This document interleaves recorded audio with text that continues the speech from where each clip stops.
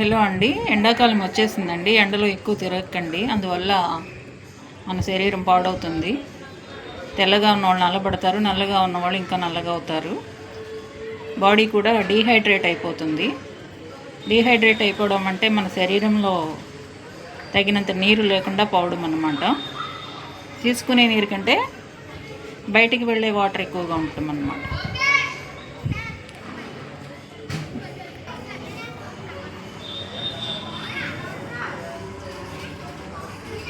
ఈ డీహైడ్రేషన్ వల్ల ఏమవుతుందంటే అధికంగా చెమట పడుతూ ఉంటుంది, వాంతులు అవుతాయండి, మోషన్స్ కూడా అవుతాయి, జ్వరం వస్తూ ఉంటుంది. సో వీటన్నిటికీ తగినంత వాటర్ మనం తీసుకోకపోవడమే దీనికి మూల కారణం. దీనివల్ల ఏమవుతుందంటే గొంతు కూడా పొడారిపోతుంది, ఎండిపోయినట్టుగా అయిపోతుంది. కంటిన్యూస్గా హెడేక్ ఉంటుందండి. లైట్గా పెద్దగా ఉండదు కానీ కంటిన్యూస్గా హెడేక్ అయితే ఉంటుంది. తక్కువ పని చేసినా ఎక్కువగా అలసిపోతూ ఉంటాము. యూరిన్ కలర్ కూడా మారుతుందండి. యూరిన్ లైట్ ఎల్లో కలర్లో ఉంటే ఆరోగ్యంగా ఉన్నట్టు. మనము వేరే కలర్స్లో ఉంటే కనుక మనం ఆలోచించాలండి. ఆరోగ్యం గురించి కొంచెం జాగ్రత్తగా ఉండాలి. పర్యాప్తమైన నీరు తాగాలండి. బాడీ డీహైడ్రేట్ అవ్వకుండా ఉండాలి అంటే తగినంత నీరు తాగుతూ ఉండాలి. రోజుకి కనీసం 8 గ్లాసుల నీరు తాగాలండి. 8 గ్లాసుల నీరు అంటే 2 లీటర్లు అండి.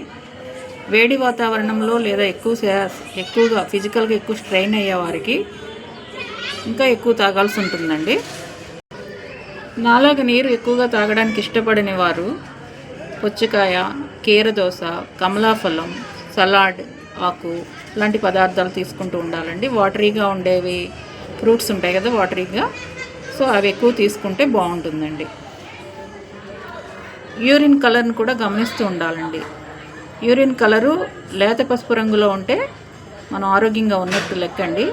దాని కలర్ మారితే మాత్రం మన ఆరోగ్యం మారింది, అనారోగ్యానికి దారితీస్తుందని అర్థం అండి. సకాలంలో మనం జాగ్రత్త పడితే బాగుంటుంది. అలాగే వ్యాయామం సమయంలో కూడా మనం నీరు ఎక్కువ తీసుకుంటూ ఉండాలండి. వ్యాయామం చేసే ముందు, చేసిన తర్వాత కూడా వాటర్ ఎక్కువ తాగుతూ ఉండాలి. మామూలుగా మనకి 8 గ్లాసుల నీళ్ళు అవసరం అనుకున్నప్పుడు ఈ వ్యాయామం ఫిజికల్గా ఎక్కువ స్ట్రెయిన్ అయ్యే వాళ్ళకి, శ్రమ పడే వాళ్ళకి ఇంకా ఎక్కువ ఉంటుందండి నీటి అవసరం. తగినంత నీరు తీసుకుంటూనే ఉండాలి. ఒకేసారి ఎక్కువ తాగలేకపోతే కొద్దిగా తాగుతూ ఉండాలండి. బాడీని అయితే మాత్రం హైడ్రేటెడ్గా ఉంచాలి. కాఫీ, మద్యం అలాంటి వాటిని మనం చాలా వరకు తగ్గించాలండి. మొత్తానికి మానుకుంటే ఇంకా మంచిది. ఇవి ద్రవ నష్టాన్ని ఎక్కువగా చేయగలవు. వీటిని ఎక్కువగా తీసుకోవడం వల్ల మన బాడీ డీహైడ్రేట్ అయిపోవడానికి చాలా ఛాన్సెస్ ఎక్కువగా ఉన్నాయండి. కాబట్టి కాఫీ ఎక్కువ తాగకూడదు. అలాగే ఆల్కహాల్, మందు తాగకూడదండి. ఇది ఆరోగ్యానికి హానికరం. డీహైడ్రేషన్కి గురయ్యి మనం బాగా నీరసపడిపోయినప్పుడు ఓఆర్ఎస్ తాగుతూ ఉండాలండి. ఓఆర్ఎస్ తాగుతూ ఉండాలి. ఓఆర్ఎస్ అంటే ఓరల్ రీహైడ్రేషన్ సొల్యూషన్ అండి. ఇది మనకి చాలా మేలు చేస్తుంది. అనారోగ్య సమయంలో మనం వాటర్ ఎక్కువ తీసుకుంటూ ఉండాలండి. జనరల్గా మనకి ఆ టైంలో ఏమీ తినడానికి, తాగడానికి ఇష్టం ఉండదు, కానీ తాగుతూ ఉండాలండి. వాటర్ ఎక్కువ తీసుకోవాలి.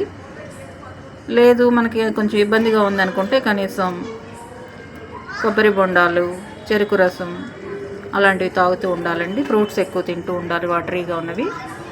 మీ ఆరోగ్యాన్ని మీరు కాపాడుకోండి, ఎందుకంటే ఆరోగ్యమే మహాభాగ్యం అండి.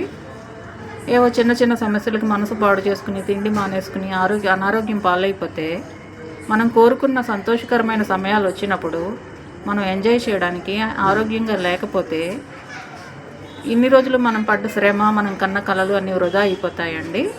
కాబట్టి మనం ఆనందించే సమయంలో మరింత సంతోషంగా ఉండాలంటే మనం ఆరోగ్యంగా కూడా ఉండాలండి. ఆరోగ్యం లేనప్పుడు ఎంత సంతోషం ఉన్నా అనవసరం అండి. ఓకేనా అండి. ఎప్పుడు ఒకే టాపిక్ మీద మాట్లాడి బోర్ కొట్టించడం నాకు ఇష్టం ఉండదు. అందుకే ఏవేవో టాపిక్స్ మాట్లాడుతూ ఉంటాను. ఏ టాపిక్ మాట్లాడినా, నేను ఏం చెప్పినా కూడా అందులో మీకు ఏదైనా ఉపయోగపడే విషయం ఉంటే తీసుకోండి.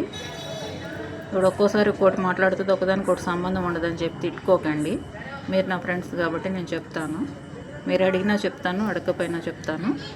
ఓకేనా అండి. Thank you.